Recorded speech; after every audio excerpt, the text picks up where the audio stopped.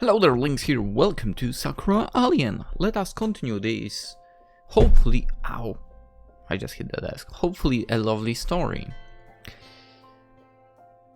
Because if we started with a morning, we technically haven't finished the day yesterday, so let's get to that. I eventually arrive on a campus. No thanks to Haru, and head over to my first lecture of the day. I take a seat in the middle of the auditorium and take notes while my professor talks. I'm pretty passionate about my education, even this far into my course, which is more than can be said for some of my classmates. I was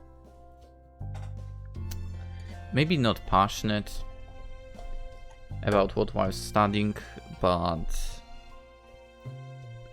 I actually tried, not gonna lie, at university.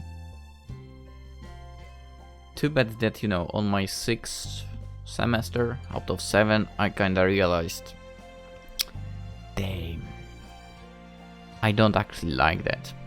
I might be good at that, I don't like that. And I just finished it anyway, right? But because it was kinda too late in the game, in my opinion. But yeah, I kinda wish I studied something different than logistics in the end. Especially since, in the end, that degree didn't pay off for me. Anyway, let's continue, because I'm diverting from the story again.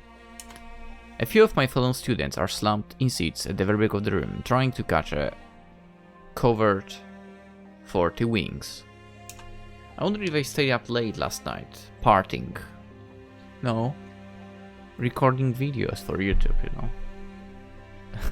That's not an uncommon occurrence, even during the weekdays. I guess it's Friday today. My peers just couldn't wait for the weekend. I don't really go to parties myself, unlike the others. Coach used to invite me out when I first moved into our apartment, but here his presence put paid to that pretty sharpish. Haru might be one of the only friends I have, and I'm not entirely sure if she's my friend or somebody I simply endure. She's your future girlfriend, mate. I'm telling you, that's the ending you are going for. Anyway, he heard a voice, but didn't know where it came from. I definitely don't hate her, but... It's complicated. No, it's not. Our relationship isn't really nearly as complicated as physics, however. I have to focus so I don't lose track of what the professor is saying. I'm quite busy in lectures and seminars for the lion's share of the day. Fridays are particularly hectic for me. It's a little after 6 p.m, if you don't know, when I finish with my final class and the sky is already dark. So I can probably safely assume that all of you knew that. Since it's January, the sun sets pretty early. The campus is usually pitch black at 5:30 or so. I feel tired thanks to all that frantic note-taking and its unweary limbs. I hold myself off to the astronomy club room. The astronomy club room is located in an out-of-the-way spot on the campus, a bit behind the library. This is the oldest block of the university, and it's in dire need for refurbishment. The floors are wooden, and they creak when stepped on, like something from a horror movie. Dude, we need some kind of horror-ish Sakura, to be honest. Would be a nice change of pace. The windows, meanwhile, are dirty from years of neglect, and all the doors creak. This building is so woefully dated, I think it really might be a relic from the Taisho era. It has a pretty spooky vibe, particularly late at night. I wouldn't be surprised if it were haunted by a ghost. Or two. Not that I believe in ghosts, of course. They're even less scientific than aliens. There is at least a possibility that aliens might exist, though none have been recorded. Sorry, Haru, but you don't count. There is no hard evidence, however, that suggests ghosts might be real. Sakura Ghost Girl. Or just, you know, Sakura Ghost. Sakura Ghosts. All fortune tellers are crooks, no matter what they say, and seances are a bunch of baloney. I know that logically, and yet... Ooh, that's... Dude, it's... You want to tell me this is in need of refurbishment? Really? Well, I mean... Looks pretty okay to me. Creak! The floor creaks ominously beneath me, which sends a shiver down my spine. This building really does give me the creeps. It's so old. Only a few rooms are used. The tiny clubs with hardly any members get shunted here, like the Karuta Club, which commands the ground floor, and the Occult Club. I don't really interact with members from either of them. The members of the Karuta Club will all be smacking cards around, dressed in traditional Japanese attire. They really go all out. And the last I heard of the Occult Club, they're busy trying to summon a demon. I don't think their attempts are going too well, but I have no words of commiseration to offer them. This place is eerie enough without it becoming a meetup place for the denizens of hell. Eventually I make it to the third floor, where the Astronomy Club room is located. I open the door, which parts with a rattle like a dying man's last breath, and let myself inside. Hey, Haru! Haru greets me, smiling cheerfully. Right now she's kneeling by the fridge, which she's stuffing with packs of meat from a couple of carrier bags at her feet. By the way, they have a pretty big fridge in that room now that I look at it. Visit Mars, Kepler 69. Nice. Neoplanet. The Journey. Okay. I was reading the posters. She swivels her head to look at me, still crouched. It's so good to see you. Come on in and have a seat. Okay, you don't need to tell me that I was planning on it. Haru, come on, don't be rude. I close the door behind me, then deposit my bag down on the ground. Gee. I sink onto the well-worn couch with a sigh, not even bothering to remove my coat. That sounds too much like hard work. I'm beat. Did you have a busy day? Yeah, it was pretty intense. My hands are itching from taking so many notes. Oh, I know the feeling. For to be fair, I had this feeling only like after breaks. So, you know, between the semesters. You know, you return from a break, you start writing, and you feel in your hand, dude, I had not been writing for a while. So, you need to get accustomed, but it took like, what, 3 days maybe? Anyway. You could always use a laptop, you know, that might make things easier. A pencil and paper is so old school. That's true, but, you know. On the other hand, anyone else kind of incapable of studying from printed out stuff? That's how it was for me. I actually needed to write stuff down myself. Like, quite literally, since... I don't know, I didn't have that problem in primary school, but since middle school or junior high school, I literally had to write stuff on my own. On separate pieces of paper. Not notebooks from school, not anything else, you know, separate stuff.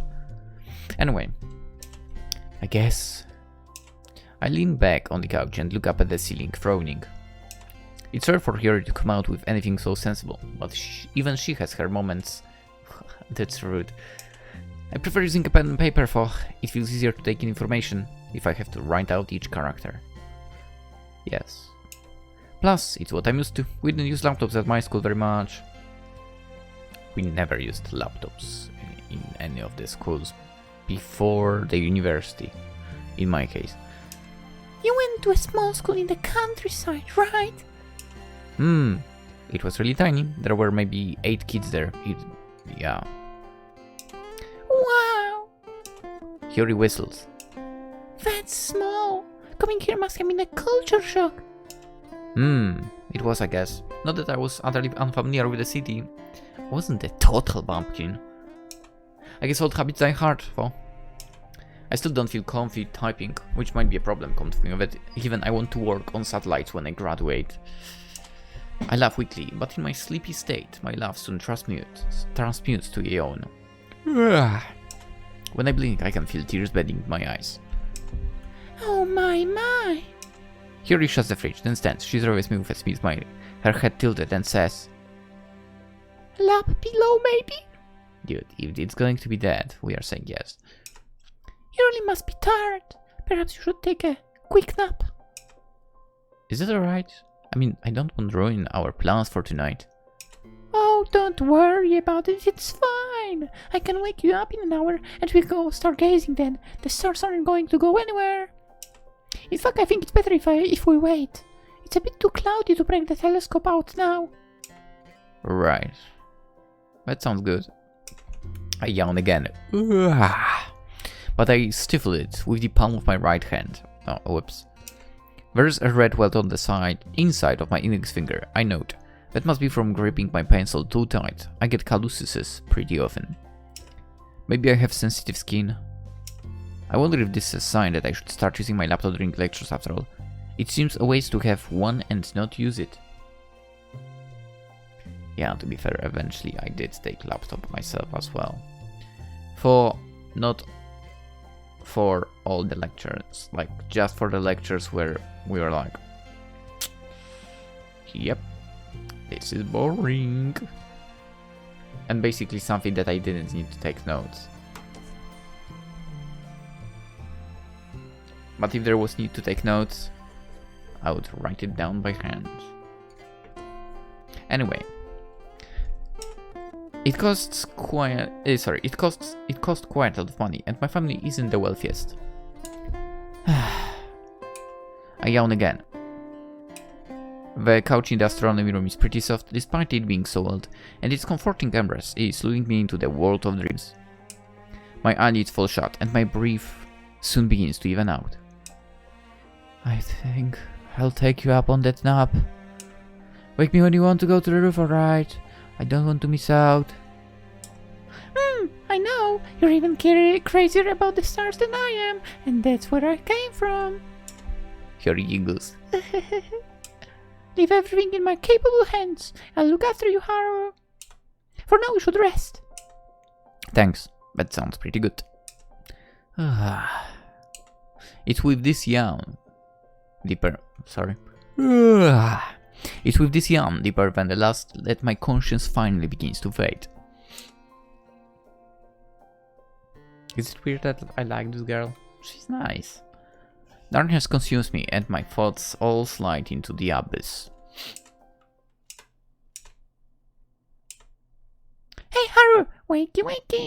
You've had a full hour. Huh? I'm stirred from my torpor by a hand upon my shoulder and a gentle exhalation of air against my cheek. I shiver. I slowly crack one eye open, then the other. Hey there, Haru! Hiyori greets me with a smile, her expression soft and gentle like a watercolor painting. She's kneeling in front of the couch, her face only inches away from mine, her hands are resting on her knees, her head tilted to one side. We're so close our lips would brush if I were to lean in. But of course I don't do that. I don't know how precisely I feel about Hiyori, but I don't think I want to rush into any kind of relationship with her. I do. Sorry mates, your fate is already decided, okay? Hiyori is yours, probably, unless I fail in some way. That sounds like more trouble than it's worth. Still, it's not a bad way to be woken up. Being roused by my alarm clock during the cold wintry mornings is certainly less pleasant than being shaken into alertness by a smiling Hiyori. Hey there, yourself. I return Hiyori's greeting with one of my own, then sit up. My limbs feel a little stiff after napping for so long, and I still feel a touch of fatigue. I yawn. One hand pressed to my mouth, my eyes squeezed shut, tears bedding on my lashes. Why have I been feeling so sleepy lately? Same. It must be the season. Winter always tires me out. So summer tires me out, man.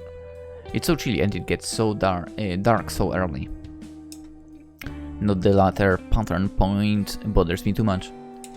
Staring at the sun only hurts your eyes, but looking up at the moon can be a soothing, therapeutic experience. I've always liked staring at the stars. Speaking of which, are you ready to head up to the roof? I'm ready when you are. Haru retrieves her own foldable telescope, which is a more powerful and more expensive model than mine, and tucks it under her arm. Then she rises to her feet. Shall we head on up? Up? The clouds have cleared up a bunch since you started snoozing. It's a great night for stargazing. Great. I'm glad to hear that. I yawn again. Then get to my own feet. To be fair, I always try to stifle the yawn. I don't like making a sound like that. Let's go and take a look. Yes, sir. Roger that. Wait, now, why are you calling me sir? You're the club leader, not me, and you're older, a year older than I am. If anything, I should be one bowing and scrapping to you. Oh, I guess that is true. I wouldn't feel right bossing you around, for I value you too much to treat you like that. Nice. And besides, you are the only member left in this club, other than myself. I can't scare you away. I'm relying on you to stick by my side, even if everybody else has left me. That sounds kind of needy, Haru. I am needy. I'm not ashamed of admitting it. I need you. Oh, well, G? I glance away, my face turning red. I'm well aware that I'm indispensable to Haru, given my status as her sole fellow club member, but hearing it spelled out like that is kind of embarrassing. And it must be nice. Haru sounds so grateful, I wouldn't be surprised if she started groveling at my feet. Not that she could right now, given the telescope wedged beneath her arm. I doubt she'd want to drop it. It's a very delicate piece of machinery. Okay, I should change the subject. For both the sakes of my stumbling heart and Haru's telescope, which is just as indispensable to the astronomy club as I am. Its destruction would put a bit of a damper on the night. I'm happy to hear that, I guess. Right now, however, we shouldn't be worrying about who owes who what. Let's just look at the stars. Alrighty then. Haru giggles. Let's get this show on the road, or in this case, to the roof. The last one's the rotten egg.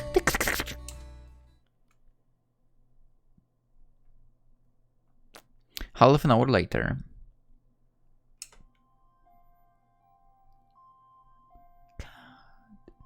Dude, can you believe the guy said in the previous episode that she's plain? I mean, that's so ridiculous. Just look at her.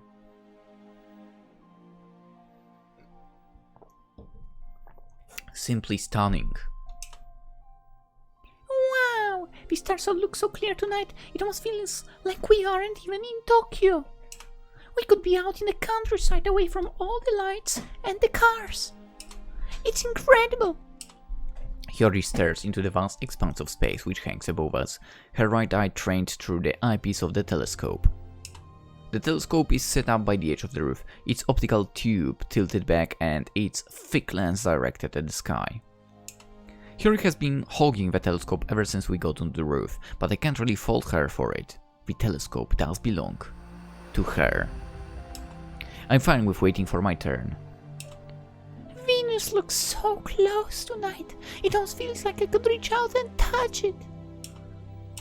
I wonder if that's an omen of good fortune. For Haru's cheery exclamations are making me itch with curiosity. I want to take a good look at Venus too, not that I haven't dozens of time in the past. Sage used to point all the planets and the constellations out to me during our walks. It's thanks to his tutelage that I've become so good at identifying the facets of our solar system. I've pored over the planets more often than most, but I've yet to grow tired of it.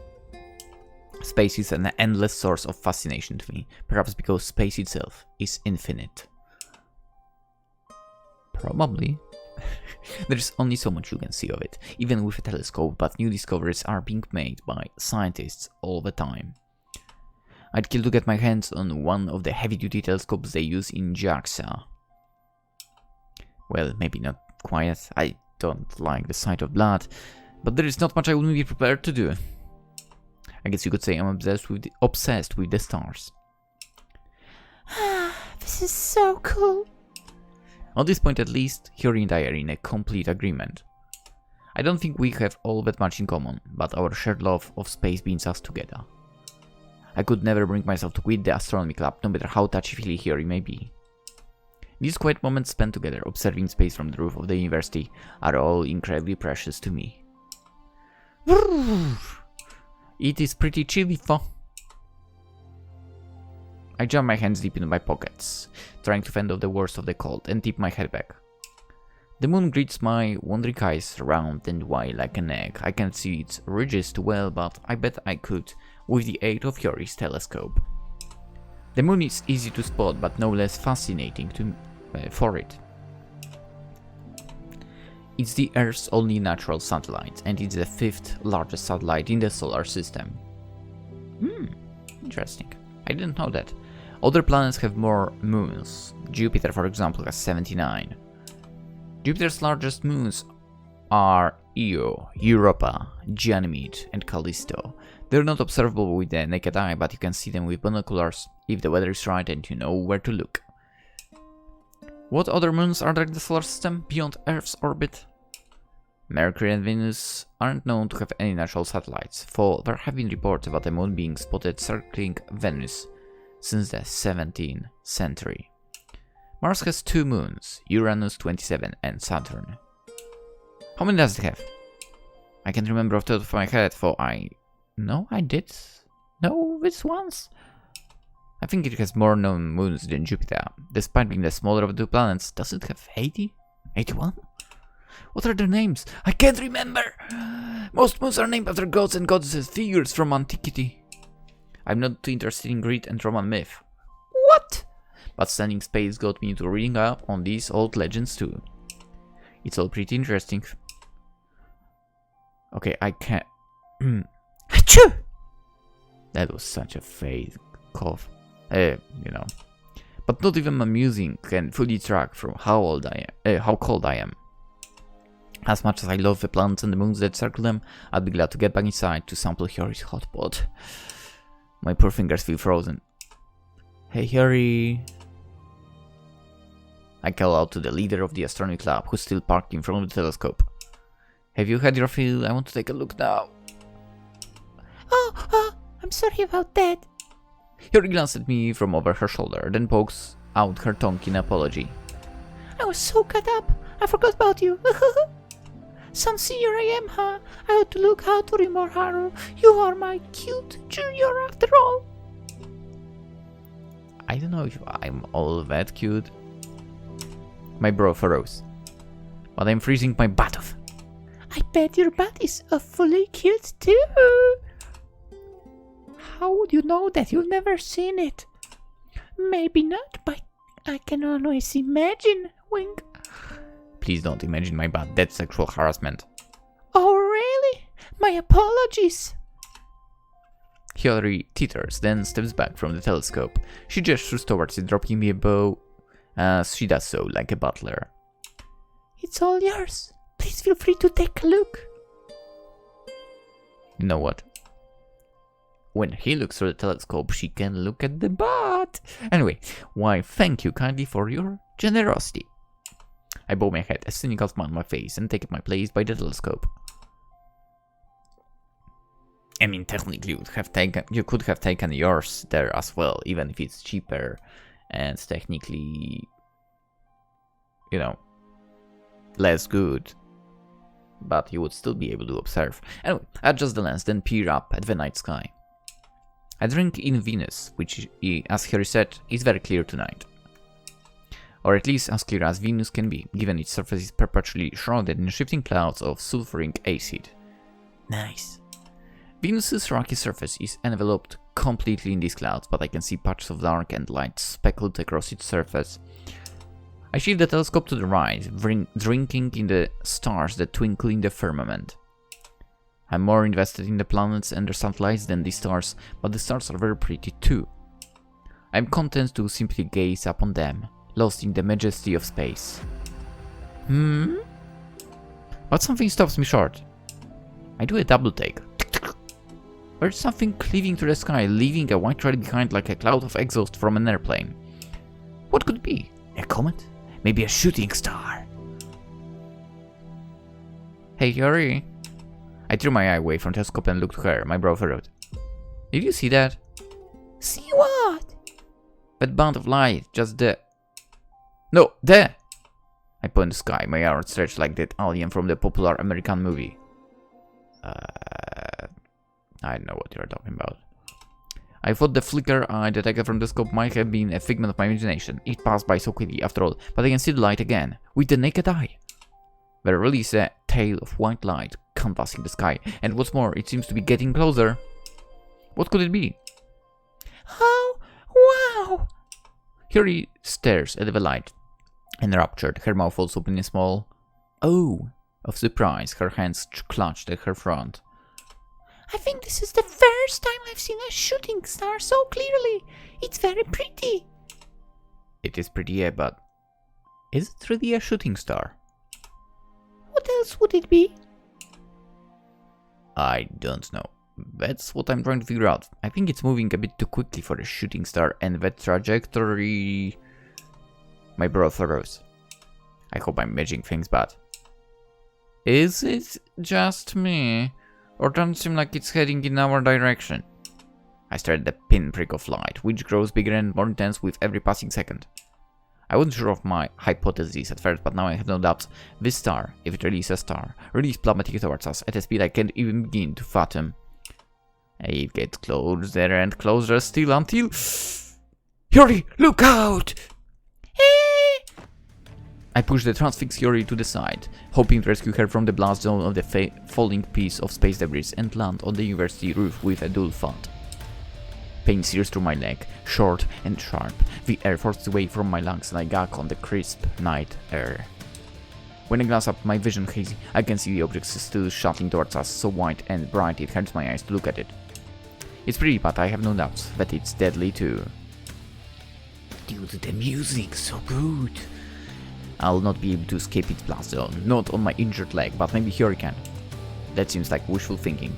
On impact, this thing will be sure to leave behind a massive crater, but I don't want to abandon hope. You have to run, Yuri! Get out of here! What? But Haru, what about you? I'll be fine. You go on without me, please. Yuri, I say, but I can finish the rest of my sentence. I feel something collide with me, knocking what little air out of my lungs which still remained.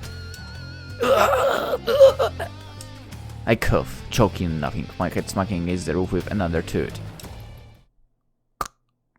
Then everything goes black. Game over. Would be hilarious. And annoying. Are you right, Haru?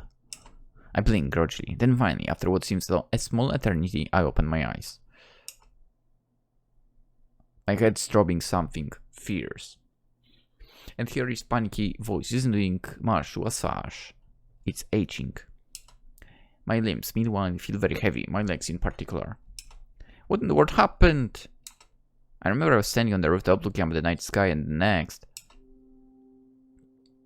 Oh, thank goodness you're right. I was so worried about you. You were out of gold for ages. Really? I've thrown. Define ages. I can't rightly say. I was in such a state. I wasn't keeping track of time. It felt like a long while.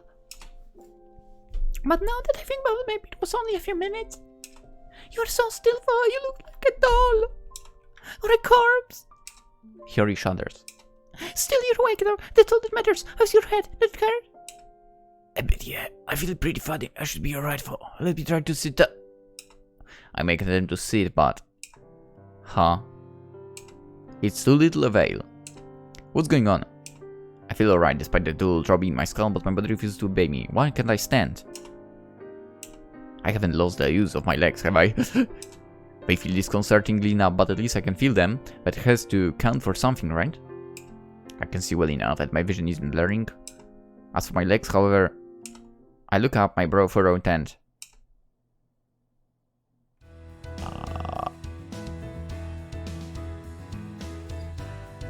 hello? A single exclamation falls from my lips. It's only a single syllable, but it communicates my surprise better than any essay could. Now I see why my legs feel so strange. This whole situation, or so it seems, is strange in general. Greetings, Earthling, whose name I believe is Haru. It is a pleasure to meet you, for I fear it is not under the best circumstances. I must apologize profusely for running into you. I only hope I have not caused you too many problems. There is somebody sitting on top of me, and quite a distinctive somebody at that. A woman is perched on my lap, her plump thighs splayed, pinning me in place. Her skin looks smooth and her eyes large, which when combined makes her look youthful. If I had to guess her age, I'd put her in the same bracket as Haru and I, in her very late teens to early 20s. Very early 20s. Maybe she's 21, 22, it's hard to say with certainty. Her hair is long and pale green, like sea foam. It falls over her shoulders, fluttering in the cool breeze which bites through my coat and shirt.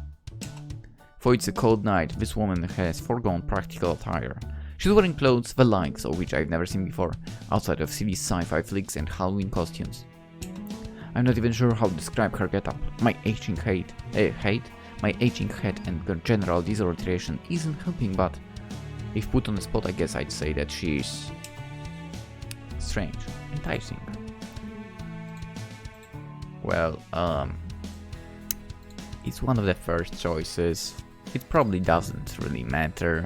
So, you know, of course I'm going to say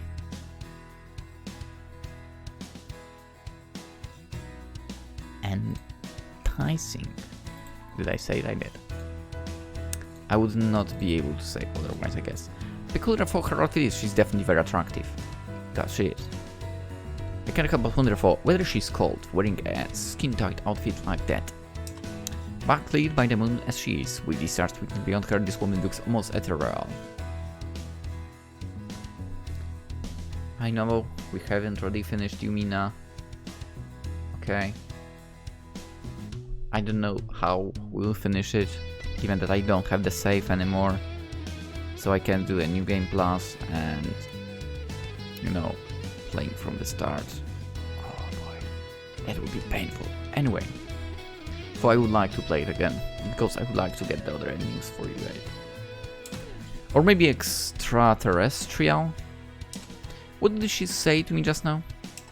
My mind isn't working properly. That fall really did a number in my head, and this woman's sudden, inexplicable appearance makes it chuck slower still. Did she call me an Earthling? Then would that make her an alien? I suppose that is how it must seem to you, for I have never considered myself as such. To me, you are the alien, you and your friend. But as I am on your planet now, I must oblige by your customs.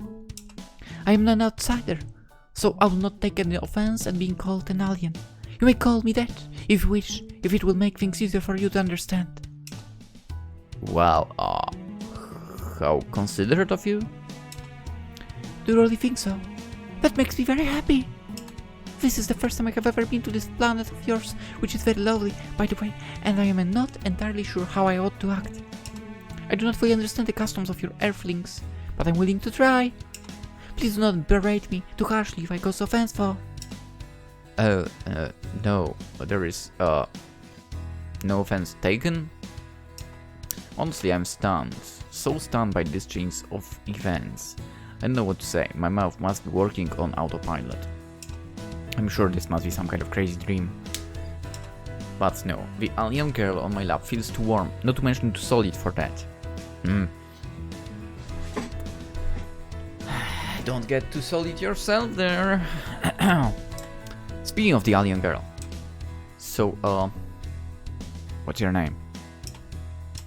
Oh, I'm Anna Statelia Ananke the 7th, Crown Princess of Corval, which is located in Sector 9 of the Ankh Galaxy. Well, that's a lot to remember, even for a space nerd like me. I've never even heard of the Ankh Galaxy before, or Corval. It seems there's a lot about space I don't know about. But you can just call me Anna, if that is easier. I'm tired of the restrictions of my whole planet and of my duties as a princess, and so I decided to go on a jaunt through the galaxies to find somewhere more hospitable, I suppose you could say. I have heard good things about this humble planet of yours, so I decided to come here. Really? You did? Are you sure about that? You sure it wasn't some other planet though? I mean, people here are kinda, you know, suck. They suck. I might have been a bit too eager while initiating the landing sequence, however. My poor ship broke apart in the planet's atmosphere, for my power suit was able to protect me from the worst of the impact. That, and the very kind coster boy who offered himself as a shield to protect me. Say what? What? Don't mention it. But I must mention it. It was very good of you to catch me as I fell from the sky. Your thoughtfulness made my heart flutter, and so hasty thought this might sound, I believe I have come to a decision. What? I'm tired of being Corval's princess. I would rather stay here on Earth and become your bride. Does not that sound like a wonderful... Wait, what? Wait, whatever. Doesn't that sound like a wonderful idea? It's certainly an idea, but I agree with Hannah, still operating on autopilot until my last messages of common sense kick in. It's hard to think through the fog that's swirling about in my skull, but didn't she say something incredible just then? Wait. My bro froze, and then... Like I would agree to marry you. I've only just met you. This is insane.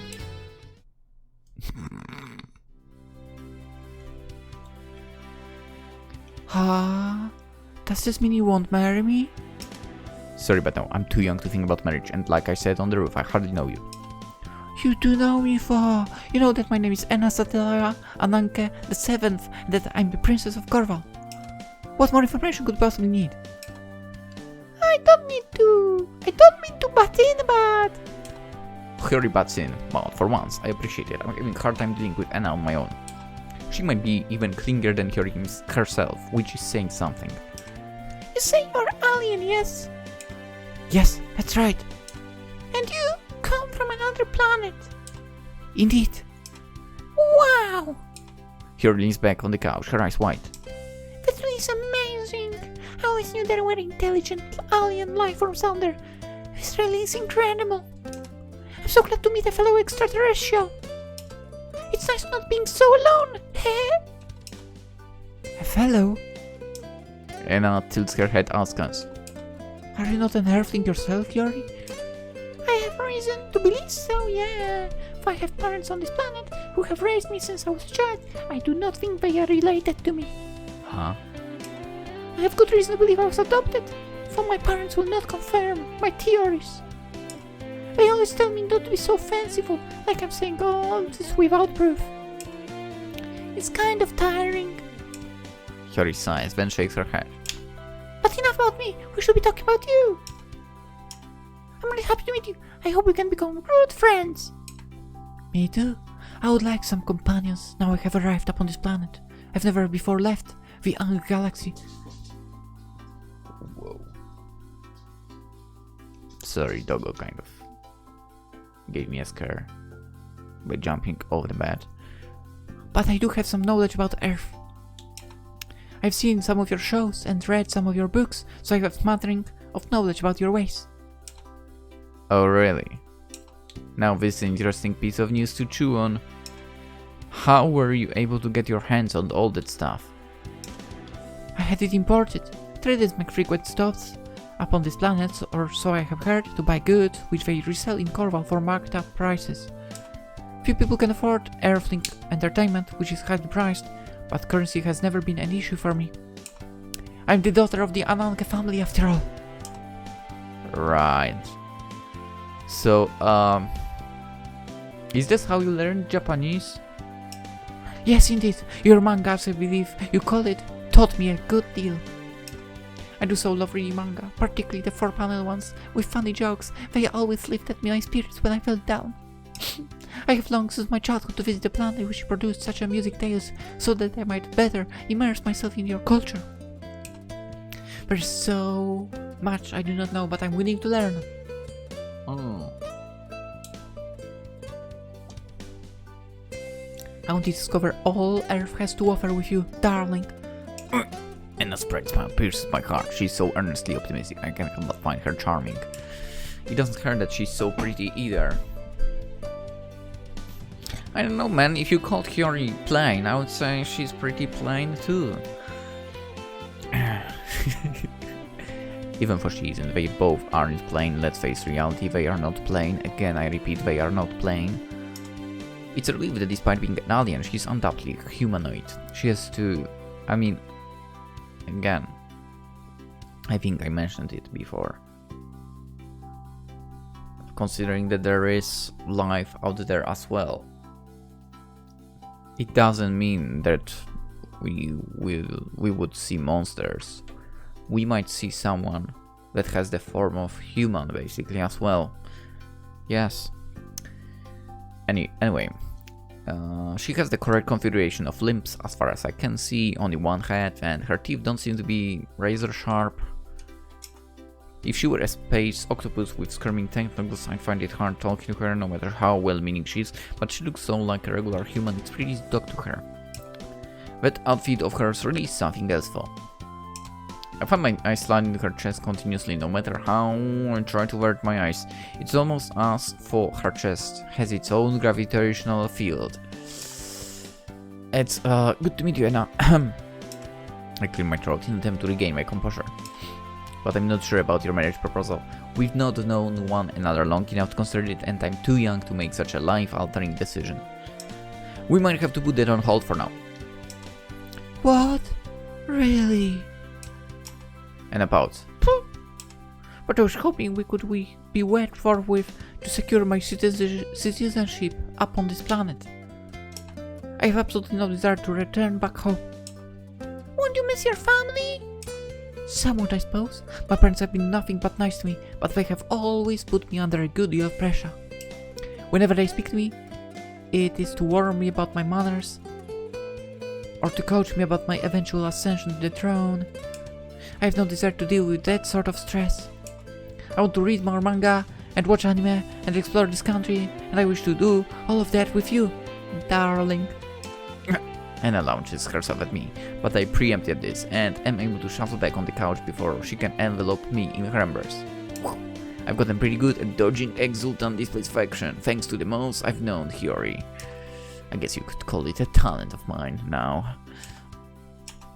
I appreciate the gesture. I Anna with some trepidation, my arms folded. But like I said, this release too sudden. I haven't graduated from university yet. University? Higher education, it comes after high school. Haven't you read about it? In all the manga you like so much? I mean, but all the manga is about high schools. So... what? Yeah. I mean, if you think about it, there isn't much manga that would show you the university, right? Actually, what manga shows university? I know there is K-On!, even though I have not read it. That shows the girls after high school, right? I might be mistaken, but isn't Uzaki-tan also about university? I mean, there is also, I guess, New Game, but that's about the job environment. There is Wotakoi, which is about adults and job as well. By the way, Wotakoi, highly recommended. It's really good. I guess Grand Blue would be about university. Let's see. Kanojo Okari Shimasu. Okay, that's a cringe anime. Okay, Uzaki is about. Okay. Minamoto-kun Monogatari. I don't know that one. Cigarette and Cherry. Don't know that the one. Grand Blue, as I said. Here You Are. Don't know that one. Dasei 67% don't know it. A Guide to Proper Dating. Don't know it. Semantic Error. Never heard of it. Not a Sugar Daddy. Never heard of it. Cheese in the Trap. Never heard of it. Hidamariga Kikoru. Never heard of it. Does Love Need a Translation App? Never heard of it. So yeah, I mean, I guess as you heard from me reading the titles, which I just googled, there are some. There are quite a lot, actually, I guess. If you continue searching on.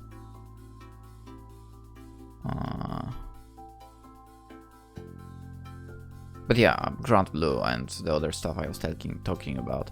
I guess Uzaki also has that as well myself. Even if I haven't read and I haven't watched it. I also haven't read the cringe anime, which I said, which I read about the first time. But yeah, the concept of it is so cringe. Anyway, let's go. It is a new concept to me. The manga I read all revolved around cute girls, and they attended institutions known as high schools. I was not aware human education persisted beyond such boundaries. I guess that's not too surprising. I don't read much manga myself, but from what I know, these kinds of things do tend to depict overly idyllic lives of high school students. And say what you want, but I'm pretty sure people would love the adult manga as well, and anime. Like, I mean, Wotakoi, that was so good. Grand Blue is also good, at least the anime. I need to play manga eventually. Anyway, university, by contrast, is more stressful. You're already an adult by the time you get to university, and you've got to start worrying seriously about the future. The university's experience is a bit harder to cutie-iffy than careless high school antics. Speaking of buying manga, I actually bought some manga today, now that I think about it. For I did not buy a lot, but then again I also have not bought anything in 3 months. I think the previous order I made was in March. Yeah, in March, and I bought only 3 volumes of Akira. Oh, there was also second in March, interesting. Ajin, okay, that was the last volume. Shirayuki, Yona, Beastars, and 3 volumes of Carol and Tuesday. Alright. This time I ordered again Shirayuki because it's an ongoing series in Poland as it's being translated. Beastars as well. Yona, another ongoing. So those 3 are ongoing. I bought actually all of Darling in the Franxx, which I also haven't watched. And I bought Haikyuu, which is finally getting translated, despite the fact that I read all of it. And I watched all of it so far. But Haikyuu is definitely something I want on my shelves. Anyway, this room here that we're sitting in right now. I gesture with my arms. It's a club room in a wing of our universe. Sorry, why am I... Wait. This room here that we're sitting in right now. I gesture with my arms. It's a club room in a wing of our university. Hyori and I are both students. She's 1 year older than I. I'm studying physics with the hope of getting a good job once I graduate. I need to work hard or all my efforts and all my money will go to waste. University isn't cheap. I really can't afford to get married now. It isn't very practical. Here is a thing. Here's a thought. With all this stuff, you know, Japan has a problem. They are jumping to marriage, and I mean, at least from my perspective, you know, and from all the stuff that I read about, right? those marriages in a lot of cases are not because of love, which sucks. And you know, I feel like that also leads to the stuff like people staying much longer at work and so on. It's not just about but I guess the staying at work is also another hard topic. Like, why would you stay overtime if you have nothing to do and so on? It's ridiculous.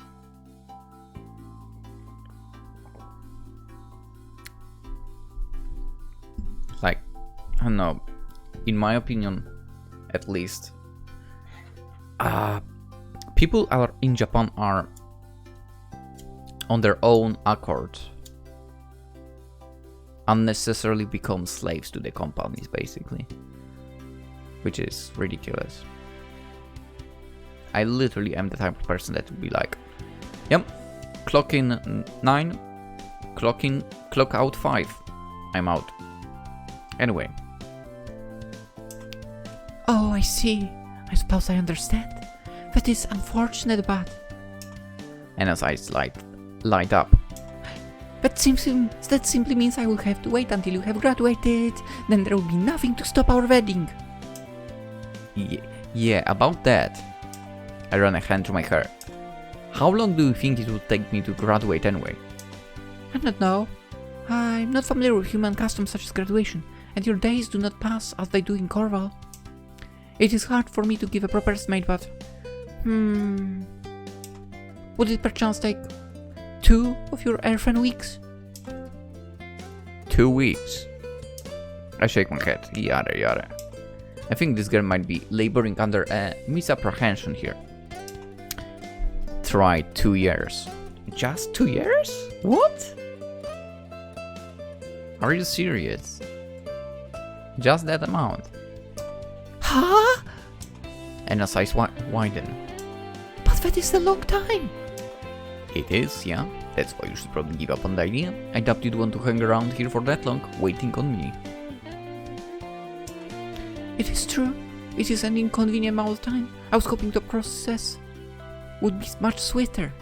Imagine if if Wink Cloud decided to actually pull a sneaky on us. And make a route that is actually super lengthy. To show actually those 2 years. That would be neat. I expect too much for right. I bet I expect too much. Anyway, I still enjoy their visual novels, let's face it. You know that. I like them. I'm the weird person that actually likes them. But if you say I must wait 2 years before you will consider my proposal, then that is what I will do. Okay, Anna. Respect from Lynx here. I really respect you. I do not plan to return to Corval anytime soon. You see, I would far rather be your wife than a princess. It sounds like fun. Say what? She did say that before, didn't she? She wants to marry... Wow, sorry, I burped. I really apologize now. She wants to marry me so she doesn't have to become a queen. I don't know if avoidance is the best reason for a couple to get married. But couples on this planet get married for spurious reasons all the time. Love isn't the only factor, not by a long shot. Though to be fair, that would be nice if it was the main factor, not gonna lie. What Anna's suggesting isn't all that uncommon actually, not that I'm planning to tell her that. I don't want to give her any further ammunition to fuel her delusions. Does she actually like me anyway? How would she know, to be fair? Her friendliness is awfully effusive, but perhaps that's just part of her culture? I'm busy pondering this when... Oh! Anna jumps, alarmed as a low rumbling sound emits from her stomach. Smiling bashfully, she rests one hand up on her abdomen and then says, My apologies for that most ungracious sound. Apologize if I have caused any offense. It's alright. You can't help being hungry. I imagine you haven't eaten in a while since you left the place. I mean palace. Place also would work, I guess, if I say it. That is indeed correct. I was so caught up in our attempts to flee my home planet, I did not think to eat beforehand. Ravi made me some snacks to eat during my flight. She's my mate, but they were not early enough to sustain me. I have had a long journey across the cosmos, and I'm rather peckish. I was hoping to stop at a moonbox along the way, but I did not bring any space dollars with me in my haste. Moonbox? You do not know it? I know something like it. Does it by chance sell coffee? Yes, indeed. How did you know? It was a lucky guess. I'm partial to Moonbox's black hole and Stardust frappe with proton sauce and extra quasars, but alas, I could not afford one. I fear I have missed my chance now. I know about black hole frappes, but I can make you something warm and nourishing to eat. Can really? Would that not be a burden? Not at all. Haru and I were planning to have a hot pot tonight anyway, after we're finished stargazing. You're more than welcome to join in. I bought plenty of ingredients. I don't think Haru and I won't be able to finish it all anyway. Hot pot? And up Lynx. What is that, pray tell? Haven't you heard it? Come on, you read manga, girl. Anna shakes her head. I presume from them it is a meal served in a pot at a high temperature, but other than that I am quite lost. Yeah, that's about right. You fill a pot with a broth, which you warm up over a stove, and you throw a bunch of ingredients into it, mostly meat and veggies. Then you wait for it to cook and pick out whatever you want. Would that not get violent if everybody is trying to grab bits of food at the same time? I know on this planet people eat with sticks that seem useful for gouging. Are you meant to battle for dominance and stab your opponents in the eye with these sticks? No, come on, you said you read manga. You got it totally wrong. You're not meant to fight over the hot pot. That'd be bad manners. You don't need to worry about not getting enough food, and there is more than enough to eat, and I'll make sure to set you aside some delicious meat. Oh, I see. Thank you for clarifying. I feel at ease now. For a while I was worried our leisurely meal would descend into chaos and anarchy. I guess Anna wouldn't be a fan of anarchism given her planet seems to be governed by a royal family. Isn't that kind of archaic? Does her family rule over the whole planet or just part of it? If it is the former, would they be dictators? Space dictators. I wonder if that plays a part in why Anna decided to leave. I mean, it would be a pain to run a planet like that. I'm surprised you've never heard of hot pot though. I muse aloud, arms crossed. It's a popular dish, especially in the winter. Families often eat together and groups of friends. It's a good way to bond. Did you not come across it in any of the manga you read? No, I did not. I only had access to a small handful of series, even with my family's influence. There is still much I do not know. I wonder what she read. But I'm aware of sushi at the very least. Sushi, huh? Maybe we should have that together sometime. We could order a huge platter and share it. Oh, that sounds good. I would very much like to try it. Maybe we can in the future. For now, let us stick to the hot pot. I'll start preparing all the ingredients. Technically, I had a hot pot, kind of. I've never had sushi before. And as long as I'm in Poland, I'll definitely not have it. Let's face it. Come on, sushi in Poland, really? It's definitely not good. Dude, it's never made from fresh ingredients or anything like that.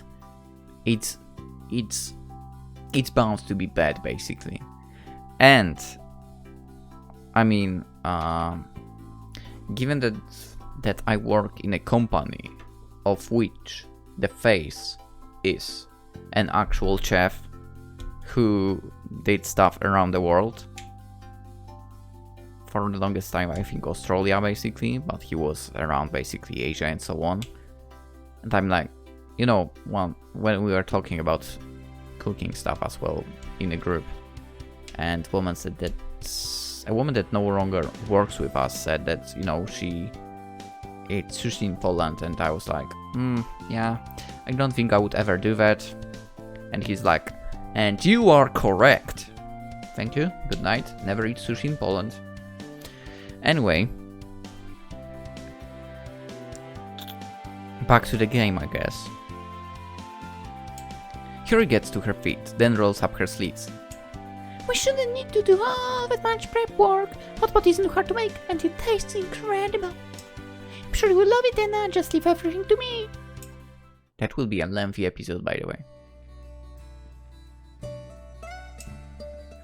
So, is this a so-called hot pot you spoke of so highly? That's right. You just reach out and help yourself to whatever you like. You won't like this. Haru picks a few bits. Can we have a look at it? Haru picks a few bits of boiled sweet potato out of the hot pot, then deposits them in Anna's bowl.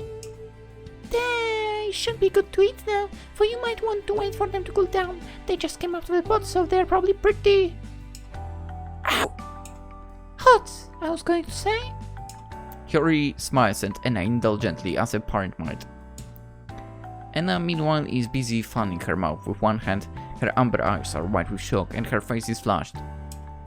I guess you must have burned her tongue. She might be particularly sensitive to shifts in the temperature, being an alien. I wonder what the weather is like on her home planet. Are you alright, Anna? Do you need something to drink?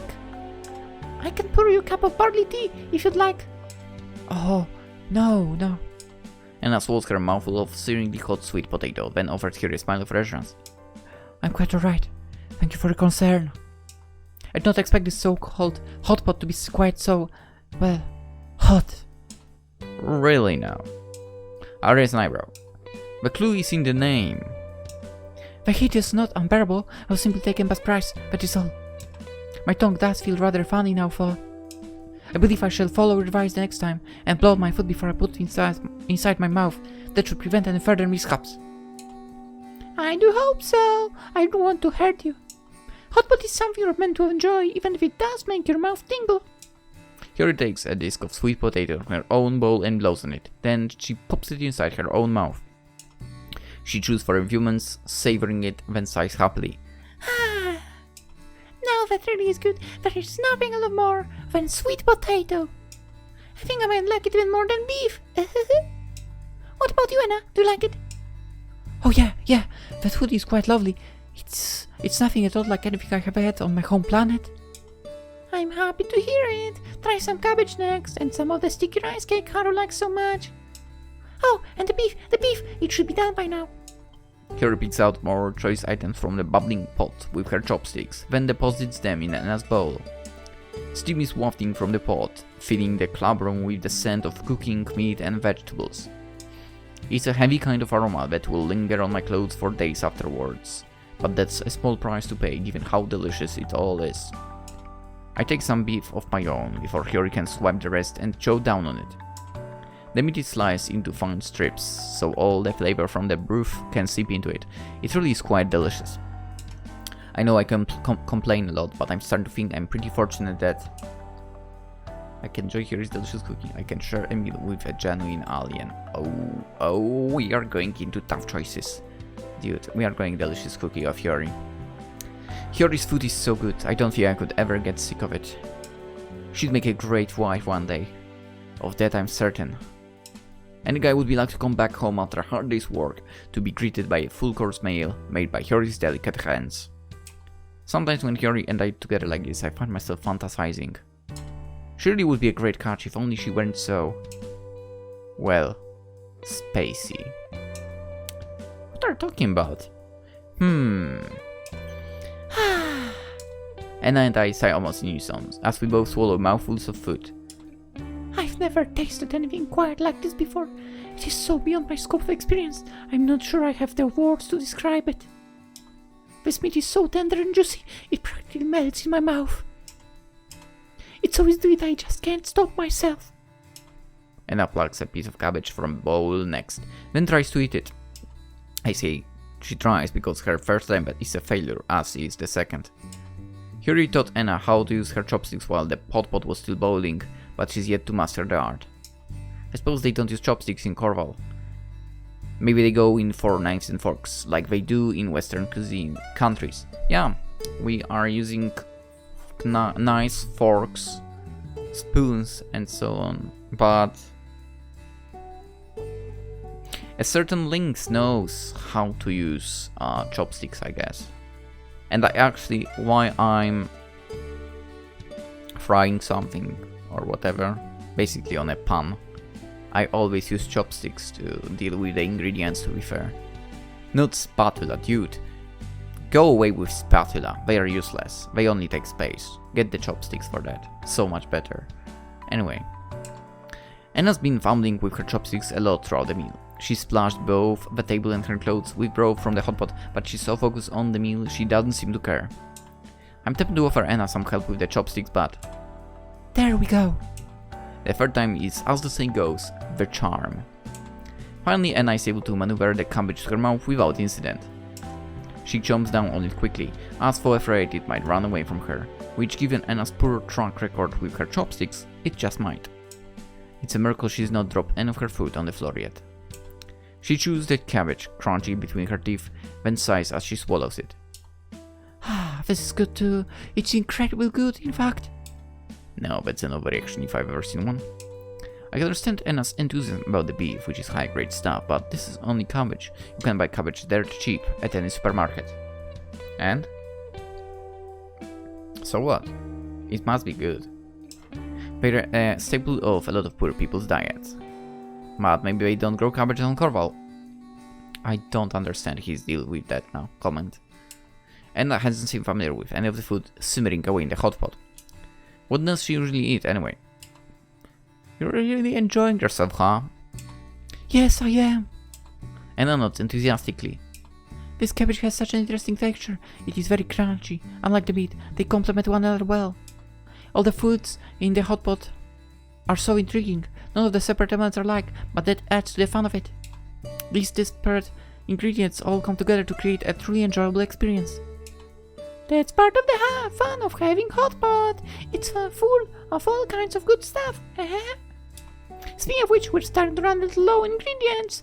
Do you want me to put in more meat, Haru? Sure, I still have some room for more. Can I get some more rice cake for too? Of course! Yuri adds a few more ingredients into a bubbling hot pot and then pokes them with her chopsticks. It's a good thing I bought extra beef today. I had a hunch we might need it. This is so good. This is so good. Anna says happily as she takes a bite from the rice cake Yuri pilfered for her a few moments earlier. This white substance is so squishy, it is very satisfying to chew. It feels so good between my teeth. Now that I have begun to eat, it seems I cannot stop. Everything food is too good. I'm going to get addicted. Anna eyes the bubbling hot pot with eager anticipation, her face flushed with the giddy happiness of a child. I knew coming UFO was a good idea. Your customs are so intriguing, though I cannot say much about your utensils. These chopsticks are very hard to use, but I suppose that does add the challenge of it all. This is so much fun. I mean, it might take a bit to learn to use them. I know, I feel like I grasp. Maybe I'm not doing correctly, but it's the way that works for me. Because technically I have not learned from any instructions how to do that. I just learned it. Anyway, half an hour later.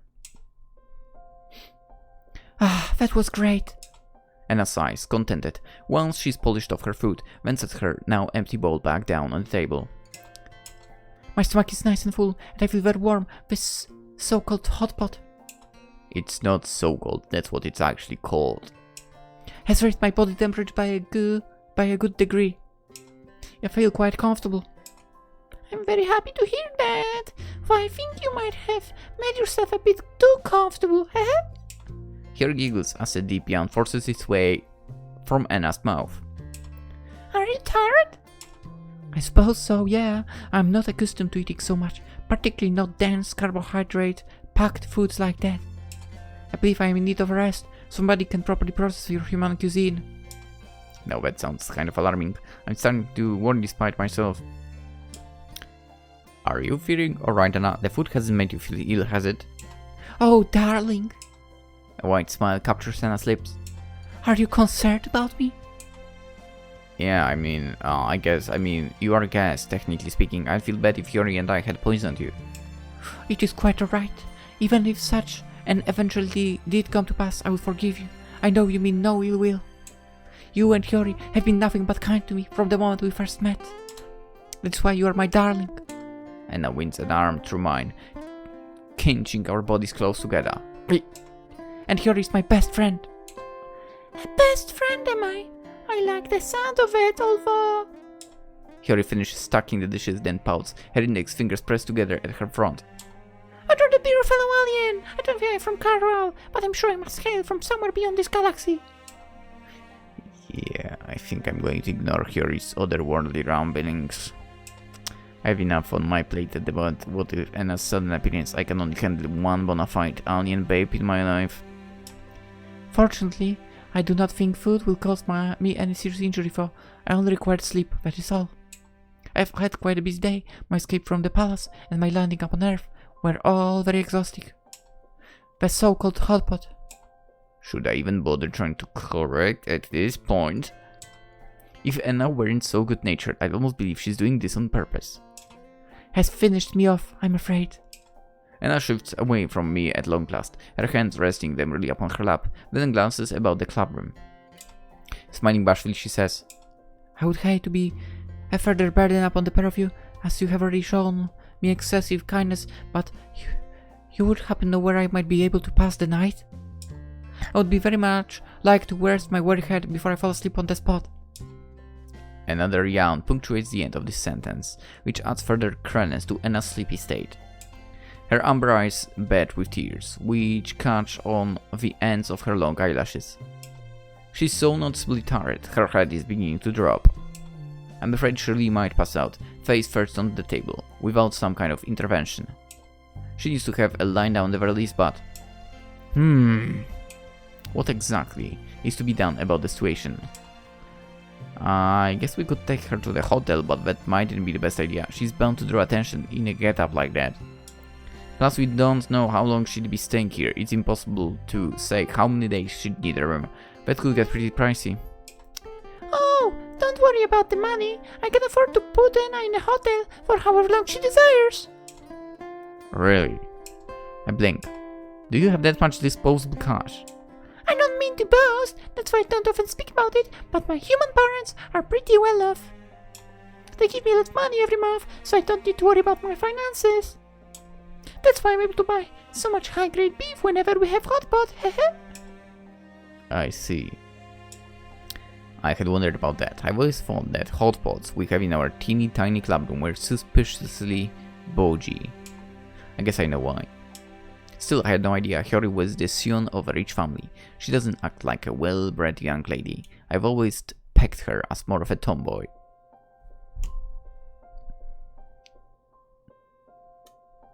I mean, she's pretty outgoing. She acts a little bit like that, I guess. That works. And she's cute as heck as well. Nice. Anyway. She doesn't wear makeup. Yes. Her hair is rather plain. I don't know if I could call it plain, but I like it. And her clothes are nothing fancy. Which is not bad, to be honest. Listen, you don't need to like super fancy clothes to look good. I always figured Haru came from a decidedly middle-class family like mine, but I guess not. This is quite the revelation. Now, I'm really interested in seeing what her house looks like, but there are more important matters to hand. Namely, what we're to do with our resident alien girl, Anna. Even if that's the case, I wouldn't feel comfortable putting Anna up in a hotel. I can't let you foot the bill. It wouldn't be fair. I cast a pensive look in Anna's direction. And I'd rather keep an eye on her. She knows so little about our culture, she needs somebody to help her show her around. Yeah, I agree. A hotel wouldn't be practical. Maybe we could let her stay in the clubroom? I'm amused, but as soon as I broach the idea, I find myself picking holes in it. No, that's not good either. I doubt any faculty members would stop by and find her, but if they did, she'd get in trouble. She's not even a student after all. And even if she was, she'd need permission to stay here overnight. There isn't proper bed in here either. And it's rather chilly. The windows could use some more insulating. Yuri is not wrong there. This wing of the university is pretty old. As I've pontificated. Sorry, that was a pen that I just dropped. On at a great length already, and the walls feel paper thin. Sometimes the window panes rattle when it gets particularly windy, and the winter chill air always seems to creep through gaps in the panes. I pride myself on being rational, but this building always gives me the creeps. I'd hate to spend the night here alone. I would love to, aside by the loving of the wind. It would be enough to stretch thin even the strongest of nerves. Dude, I always dreamed of staying the night at one of my schools. Maybe not high school sucked. But in primary school or middle school, oh my... Especially in middle school, I would love to stay the night there. It's funny though, but I can honestly say that I loved my time in middle school. I really loved it. And no deserves better accommodation for the night than the dilapidated room, which still smells of hot pot. I think it would be best if I let Anna stay in my place. I have a whole house to myself with 2 spare bedrooms. There's more than enough room for Anna. What do you think, Anna? Do you want to stay with me? I can run you a nice hot bath to wash away your fatigue, and then we can spend the night talking about your home planet. I would love to hear all about it. As an alien myself, we must have an awful lot in common. We can be just like big sisters. We can bear one another's hair, watch movies, eat snacks. And then, next morning, I'll make you a delicious breakfast. I enjoy cooking a lot, in case you couldn't tell. Hot pot is my specialty, but I'm good at making fried fish and miso soup too. I'd love to show you what a traditional Japanese breakfast is like. I can see her is getting excited by the prospect of having a girlfriend about the house. Her eyes are sparkling, just like constellations in the night sky. I think this is a pretty good deal, if I do say so myself. I wouldn't go in for the hair braiding personally, but I wouldn't turn down the chance to eat a breakfast made by Hyori's hands. I can't see anything at all awry about Hyori's offer, but to my surprise. That is alright, but do not concern yourself overly so with my welfare. I would not wish for you to go out there to accommodate me. While these activities do sound fun, I fear I'm no fit state to engage in anything too intense. Your itinerary would exhaust me. I feel tired simply think about it. Oh, I see. Hyori's shoulders slump. Pouting, she fiddles with the sleeves of her pink sweater. Don't you want to stay with me? Maybe I will in the future, but for now. Anna glanced at me, her eyes half-lidded. Would it be alright if I passed my first night up on this planet with you, darling? With me? What? Anna nods. I have grown very fond of you, and I'm afraid I would not be able to sleep without you by my side. Well, what? I run a hand through my hair abashed. This is the first time a girl invited herself over to my flat before. Not even Hyori is so brazen. I'm flattered, but it's also so sudden, it's left me somewhat stunned. Okay, I'm glad you trust me so much, Anna, but that seems a little... I don't know. I'm a guy, you know. I'm aware you are a male of the human species, yes. And you're a girl. Yes, I am indeed a female of the Corvan species, but cannot be denied, but why should it matter? It matters because guys and girls don't usually spend the night together. Not even when they've known one another for so little time. It's inappropriate. How is it? Anna frowns. You are not a stranger, darling. You are my future husband. We'll be spending a lot of time together soon, as a matter of course. So we must first get used to one another's company. It is only logical. I don't know about that. This is all moving pretty quickly. You really would be better off with Hyori. She'll take good care of you. She's a great cook. You said you liked the pot, right, didn't you? And it sounds like she lives in a huge house. You can have a whole room to yourself. I meanwhile live in this crundled apartment. Only guys live there, and they're a little weird. Weird? Anna inclines her head. How so? They get kind of jealous. If they see me with a girl, they might just lose it. Kosuke especially. I don't want him beating me up. Goodness, would Kosuke do such a thing? I don't know. I wouldn't put it past him. If it is Kosuke that has hurt you, I will hurt him in return. I will not let anybody lay a finger upon you, darling. Right. I look Anna up and down. She doesn't seem all that powerful. What with her willowy limbs, but maybe she has shards of hidden strength in that slender body of hers. It is a mystery. Putting that aside, my apartment is nothing special. I don't think it would be up to snuff for a princess like you.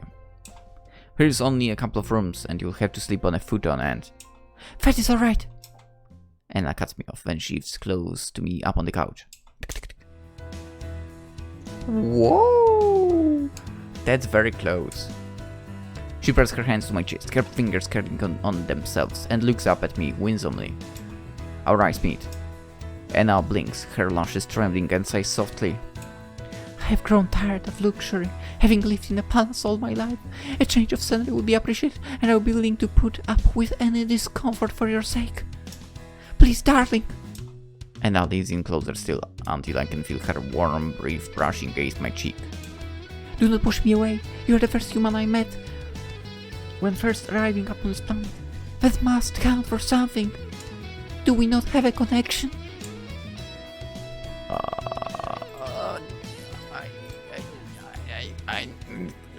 Do we have a connection? What do you guys think? Do we have a connection? We might have a connection, but again, is it not kind of, you know, a rushed decision over here? Or should I say a rushed decision? I'm not sure. Let's say I guess so. I guess so, but you know, it doesn't mean I've got to go along with all your plans. I sigh. This situation is rather awkward, to say the least. I wish Anna wasn't so insistent, but I think I would understand where she's coming from. This is her first night spent up on this planet. She doesn't know much about humans, but she does know me, kind of. She's decided she can trust me after I inadvertently broke her fall during the descent, and now she refuses to spend time with anybody else. She's gotten herself attached, like a baby gosling to their mother. Part of me does think it's cute, but therein lies a problem. I'm a guy, and she's a girl. She's a very pretty girl, in fact clad in a skin-tight outfit, and she seems determined to make me her husband. I'm afraid if we spend too much time together, my mind will begin to overheat from various fantasies, shall we say. Spending night with Anna in my cramped apartment would be akin to torture. She might be blissfully unaware of what effect her close proximity is having upon my body, but it's weighing down on me. I don't know if I'm mature enough to handle the situation, but... Are you sure you want to stay with me? I'm 100% positive. I can change your mind. Not even by 101%. And you aren't tempted by Haru's cooking. It is quite the enticing proposition, but no, I must remain strong for the sake of our future marriage. It would not do for me to sleep under the roof of another, not after I propose to you, darling. It was a one-sided proposal. I never reciprocated. I'm still not sure about this marriage thing, but...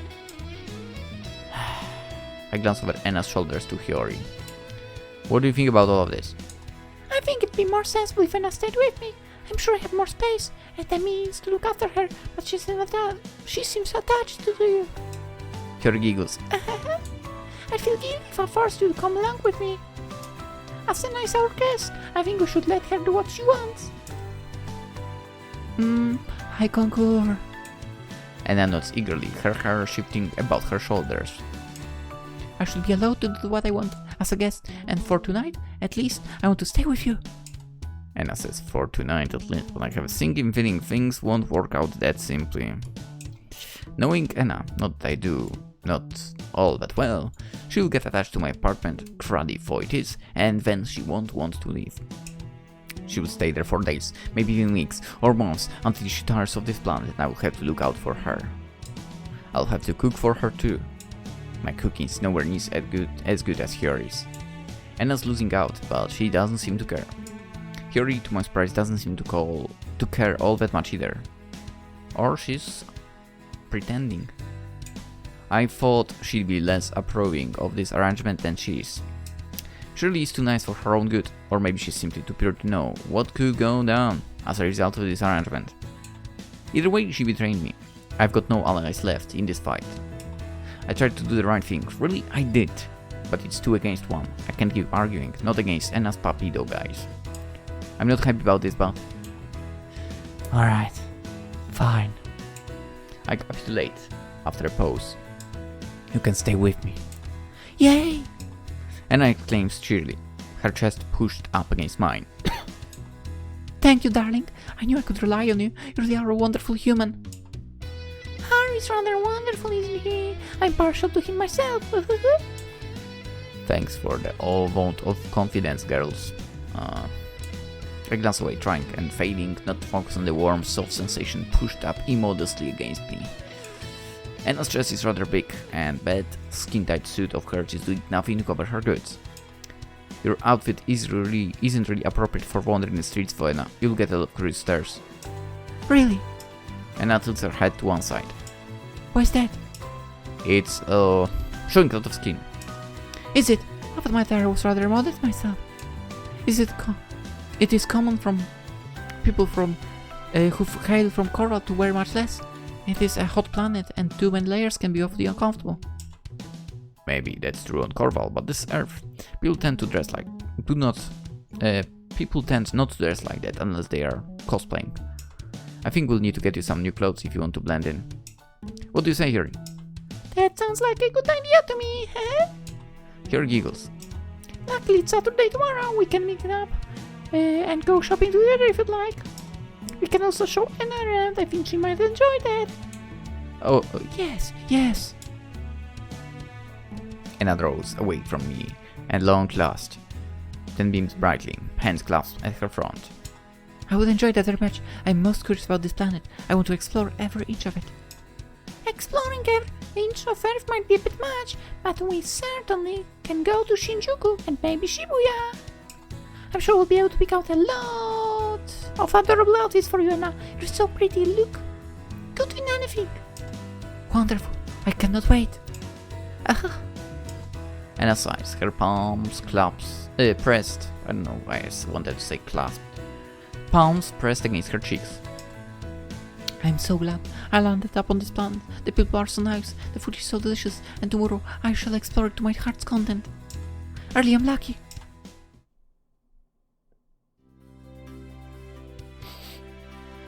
Oh, is this your abode, Haru? It is awfully cozy. This is the same poster, by the way. See? On the right side. Kepler 999F, the journey. It's here as well. Yeah, I guess you could call that. I wasn't born here, but it's been my home since I enrolled in university. Ah, yes. And I glance about my room. Her snap, now switching like a rabbit's. She isn't smelling my room, is she? It's so that bit kind of embarrassing. I can tell that this residence belongs to you. It has your scent all over it. Well, I guess that confirms both my suspicions. And I was indeed sniffing my room, and this revelation is in fact embarrassing. I feel my cheeks turning red, which seems to be a common occurrence around Anna. Her skimpy outfit makes it hard to know where I should be placing my eyes. Simply being around her makes me feel a little like a creep. Sorry to hear that, I guess. I murmur while running a hand through my flyaway hair. I hope that isn't a problem. Oh no, it's quite alright. I'm glad that this room smells of you. It makes it feel more familiar, somehow. Easy there, Taiga. You only know me for a few hours. Don't get too attached. I'm aware indeed, but I would very much like to get to know you better. I think we have a real connection. You and I. Because you crash-landed me back on the university's roof. That's right. There are billions of people upon this planet, so I have heard it was upon you that I fell. Our encounter was most serendipitous. I think that must count for something. We are fated to be together. It is written in the stars. In the stars, huh? I'm an astronomer myself, but that sounds like some new age mambo jumbo if I've ever heard of it. And think Anna, being an actual alien from an actual space, would be interested in horoscopes. Maybe I was mistaken. Do they even have horoscopes on her planet? I don't know, you can ask and learn something about her, right? I have no idea, but there must be some crossover between Corval and Earth's customs.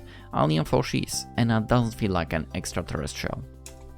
If it weren't for her strange attire, coupled with her strange turns of phrase, I'd think her an ordinary girl, just like... Well, maybe not quite like Hyori, but who isn't all that's normal herself, but like any of my other classmates. I wish to familiarize myself with your planet and with its culture. With some luck, that should bring me even closer to you, darling. Wow, you sure aren't used, huh? Oh yes, when I set my mind to something, I give it my all. I'm being very, very earnest right now. I'm glad to hear it. It seems like you know quite a bit about Earth already, for. Do you know what I thought about right now? This game could have so many crossovers. Like we know Haru has the connection to Seiji from Sakura Beach, right? But if we look at the other titles of Winged Clouds, given other games, we could make more crossovers here. Aside from just Sakura Beach, we could also do with Sakura Space. You know, Alien traveled from somewhere, landed our planets. The girls from Sakura Space get a task to follow after her, get her back home, something like that, right? I guess Sakura Nova would also work. Yeah, no, Sakura Nova would not work. But Sakura Agent would work probably, I believe. You know, agents on Earth finding out there is an alien around, yes.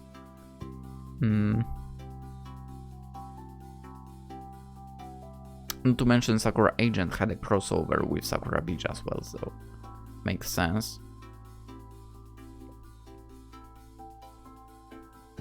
And that's about like all that I think might make sense. Anyway, I'm glad to hear it. I guess it seems like you know quite a bit about Earth already, Fa. I know some things, but I could always tend to discover more. I wish to participate in your culture, involve myself in your daily life. I'm very interested in your planet and in you, darling. Yeah, I figured as much. You've not been exactly subtle on that score. You're doing a pretty good job and integrating too. I mean, you are in my room. Yes, I suppose I am. My first few hours up on this planet have gone better than I could have anticipated, and I have always been an optimist at heart. I am so fortunate that I ran into a kind man like you. For I know little of your species, I doubt many would be willing to let a stranger like me stay with them. This proves my earlier hypothesis. You really are a good person. No, I'm just a pushover. You are selling yourself short. Anna stops a finger in my direction, her pale green tresses shifting about her shoulders. You are nice. That cannot be contested. I believe it wholeheartedly, based upon your actions. Anna sniffs again, her nostrils quivering.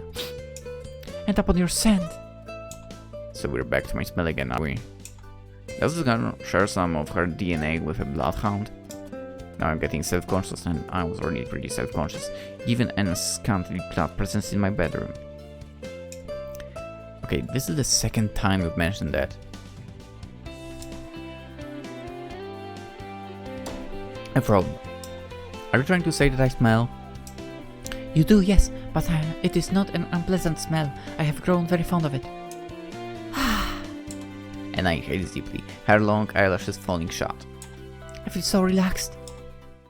Okay, I'm glad one of us does. I've been on the edge ever since Anna and I left the campus. I was exceedingly anxious during our trek back to my apartment about running into any passers-by. They almost certainly would have been suspicious given Anna's appearance. I did lend Lena my coat during our walk to cover her up, but I could hardly let her borrow my shoes. She had to traipse back barefoot, which to my surprise didn't seem to bother her. At the very least, she showed no outward signs of discomfort.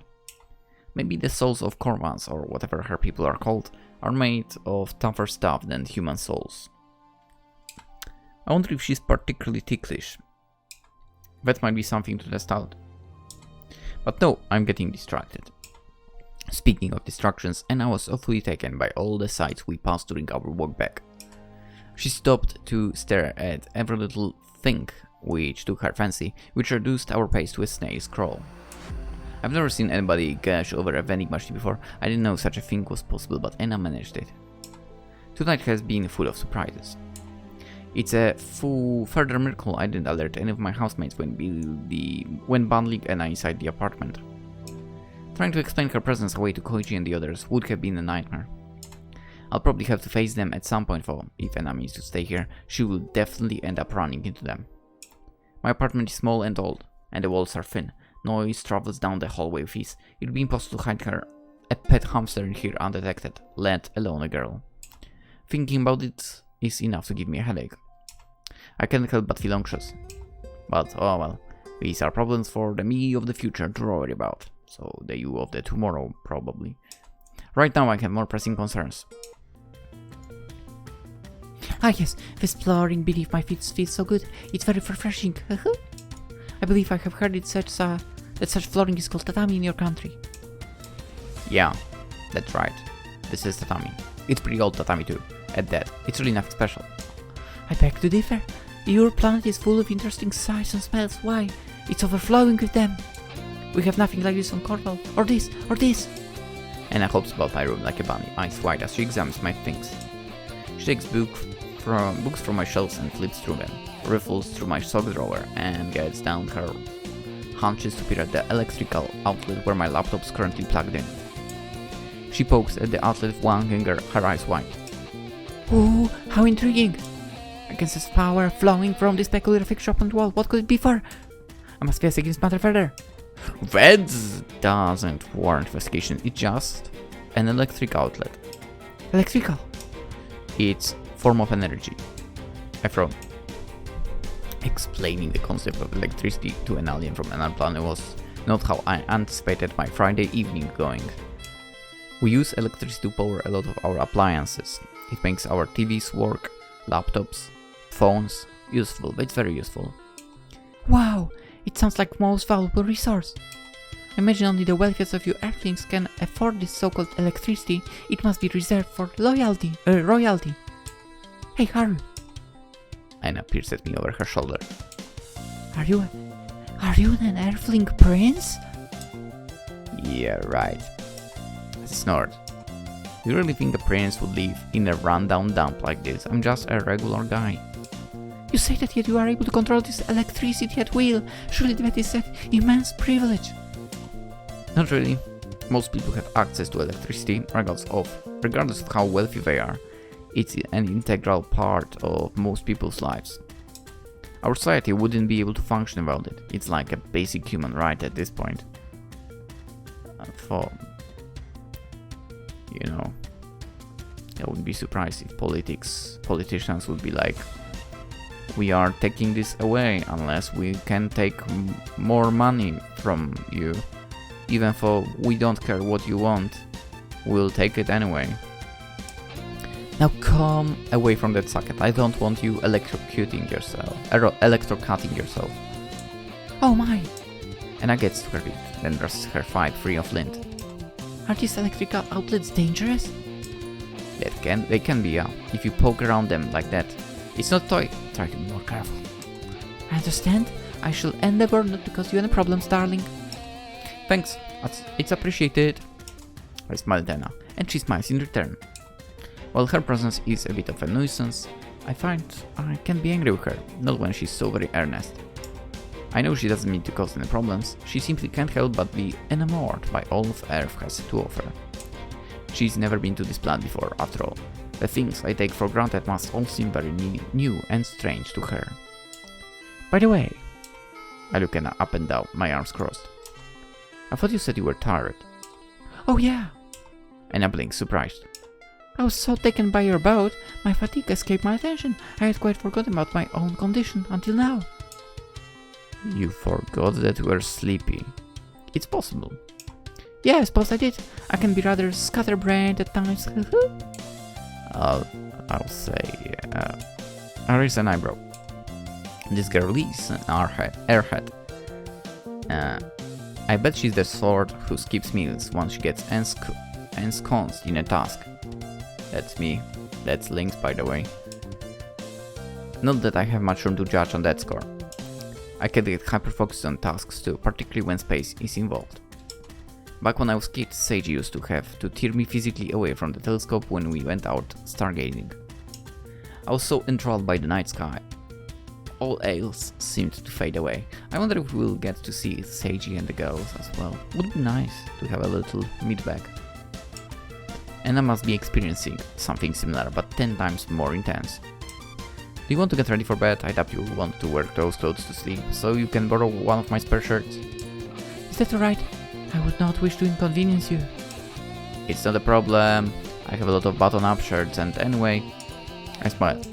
I think it's a bit too late to worry about inconveniencing me after you all butt-begged me to let you stay here. I did not beg. I simply asked. And quite intensely at that. Well, maybe. I could not stand to be parted from you, darling. We do have a connection after all. You know what, I've started to really like her, you know. Yeah. I rolled my eyes. We've been through this rigmarole before. I don't want to add any further fuel to this particular fire, and it's attached enough as this, without me enabling her. I'll dig out one of my shirts for you, and you can sleep in this barefoot on. I've stopped for you. Luckily for you, I had an extra. Could I not sleep instead? With you? No way. We don't know one another that well, and I'm not the kind of guy who will sleep with a woman after one night. Do you think I'm some kind of opportunistic scumbag? Haru, huge respect. We are great. Those are the last words I would use to describe you, darling. You're far too dear to perform any wicked deeds. That is precisely why I wish to sleep with you. I know I can trust you. Yeah, maybe you can trust me, but I can't trust you. I'm shy, blushing maiden. You keep your hands to yourself, alright? I can make no promises on that score, I'm afraid. Alright then, I'll try to do my very best, but please forgive me if I err in my judgment. I'm very fond of you after all. If I err? What? Whatever. Yeah, I figured. So, I glance about my room. All of a sudden, it seems very small. If I allowed both futons, there will be barely any floor left. The thought of passing the night with Anna is starting to make my heart pound. This is going to be a very close-knit arrangement. Will my heart be able to handle it? I guess I've got no choice. I need to tough it out. Do you want to have a bath before you sleep? I address Anna once more, forcing my voice and my face into some semblance of casualness. I don't want Anna to know how much I'm beginning to freak out about this. It should help you soothe you after a long journey. It will help you get to sleep faster too. And I append inside my head, if you go to sleep quickly, you will be less of a distraction. That sounds like a pleasant suggestion indeed.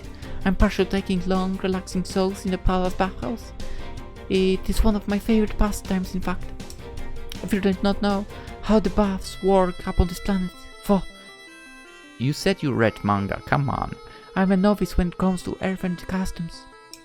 Would you mind showing me how your bath functions? Sure.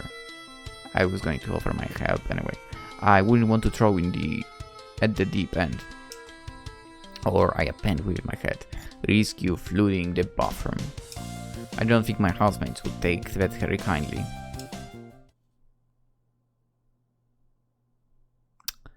"20 minutes later." Dude, this was literally one day. Can you believe that?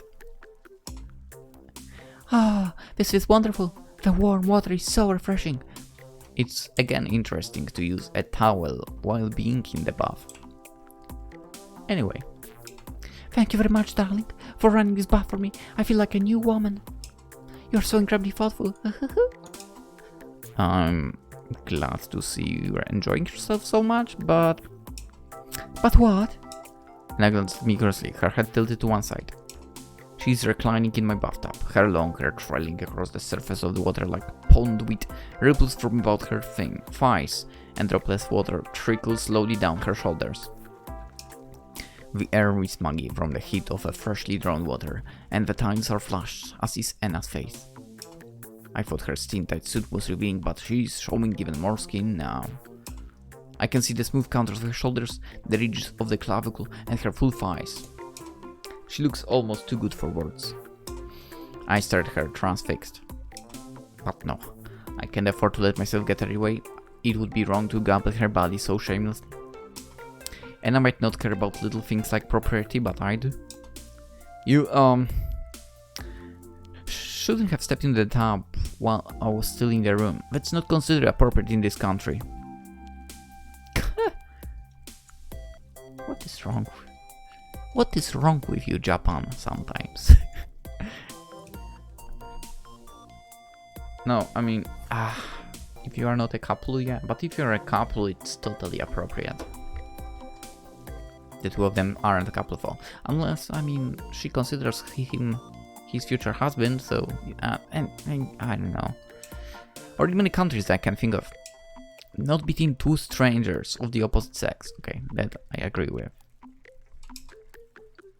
But we are not strangers, silly. You are my darling. We know one another very, very well indeed. I can't think why there will be a problem with this arrangement.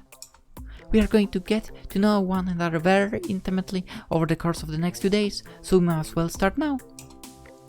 Is that something you've decided? Yes, indeed. Don't I have say in the matter? Don't you want to be intimate with me? Oh. Fuck! You've got me there! Oh my god. Ladies and gentlemen, we have a problem.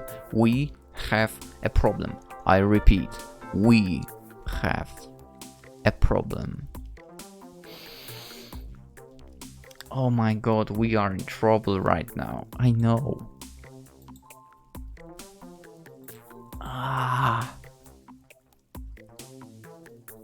It's not that I want to, but you know.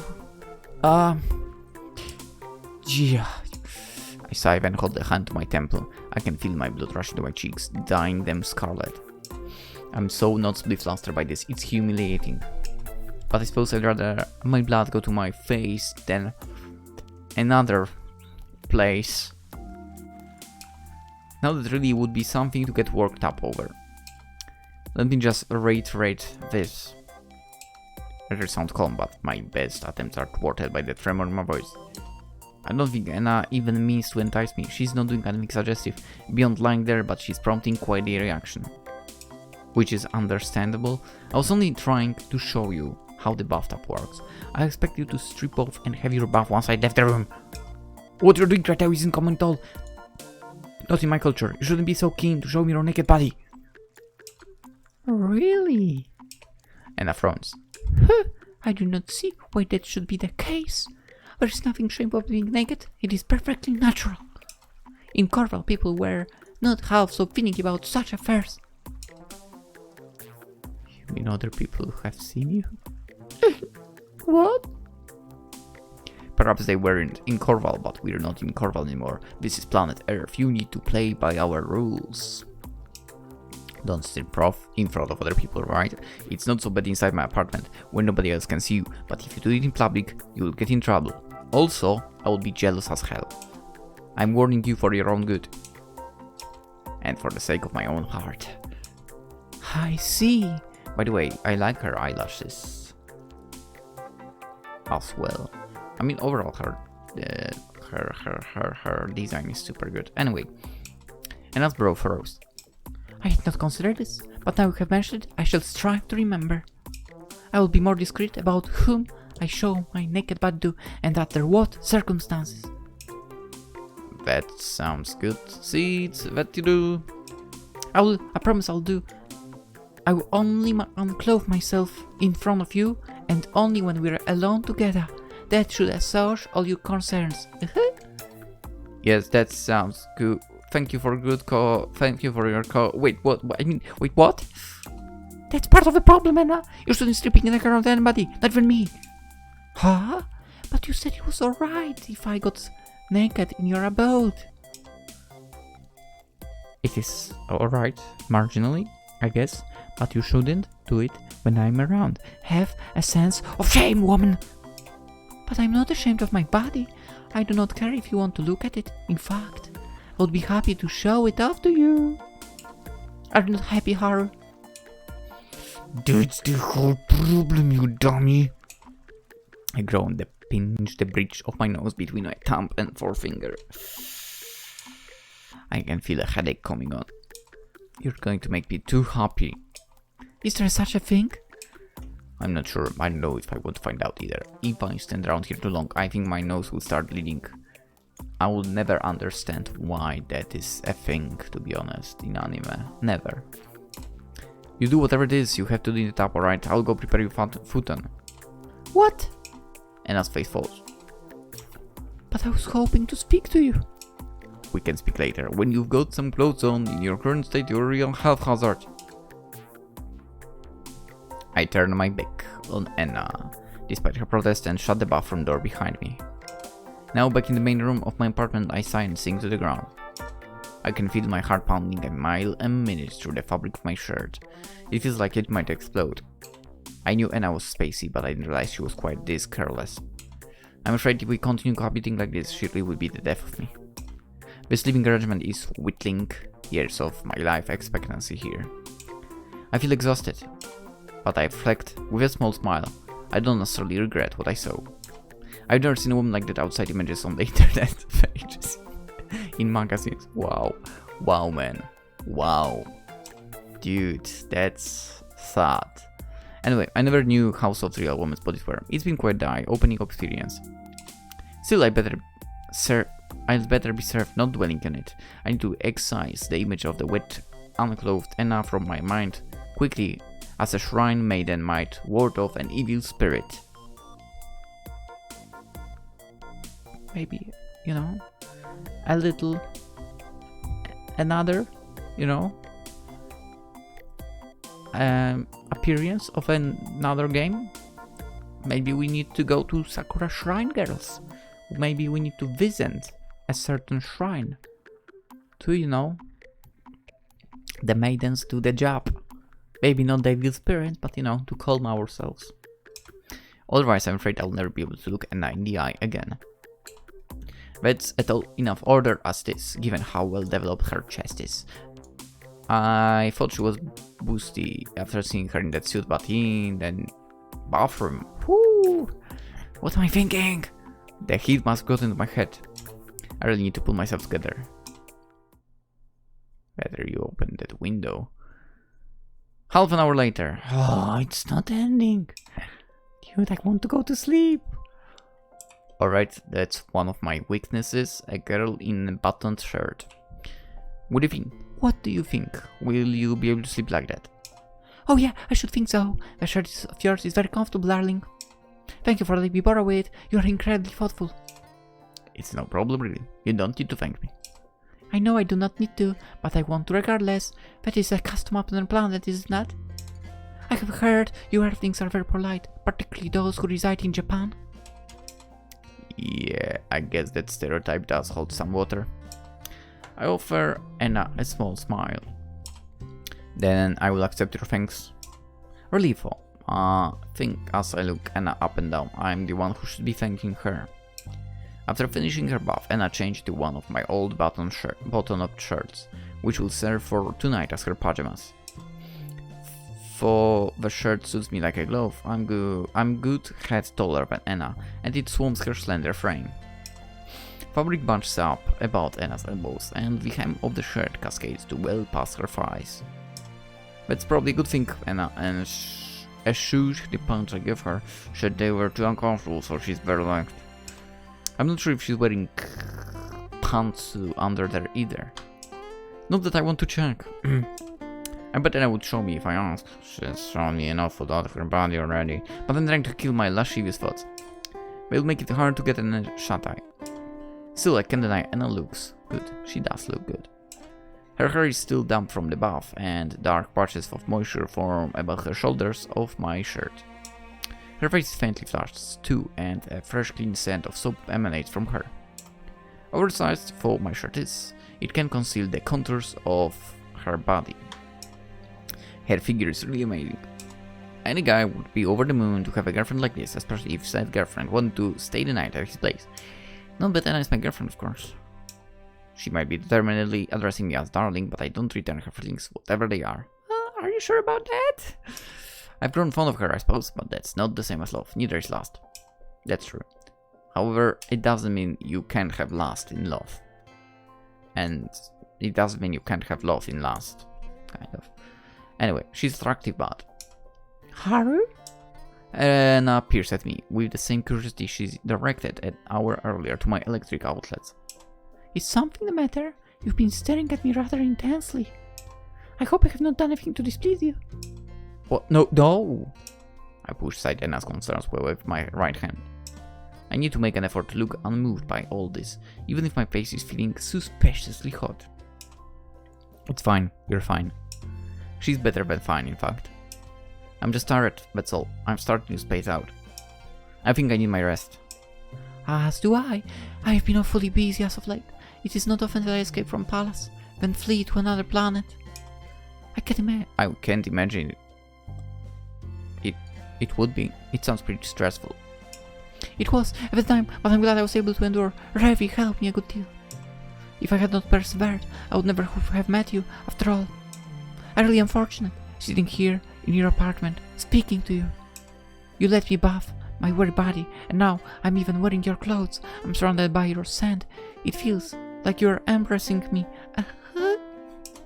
Giggling girlishly, Anna winds her arms about her waist. I have never been happier. I'm glad to hear it. It would be awful if I hated here after coming all this way. I bet it would feel like a massive waste of trip. This is one way of looking at it, I suppose. In truth, I could not return to Corval, even if I wished. Not right now, at least. I no longer have my ship. I remember you said it broke apart. Indeed, the pieces burned up when I entered the planet's atmosphere. Does that mean you're trapped here then? Not necessarily. I can communicate with my home planet using the technology installed in my power suit. It is very durable. If I wanted, I could contact Revi, and she could come and retrieve me her ship. Revi is a very talented pilot.